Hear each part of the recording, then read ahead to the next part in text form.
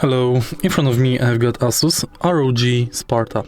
In this video I'll show you how to assemble charging station.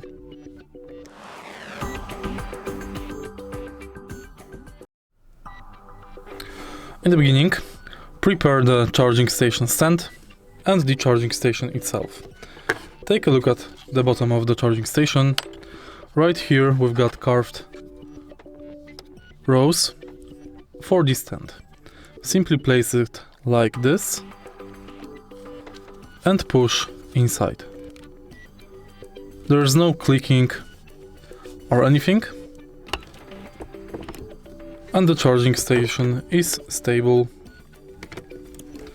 Also, the charging station is magnetic, so it will simply pull your mouse forwards.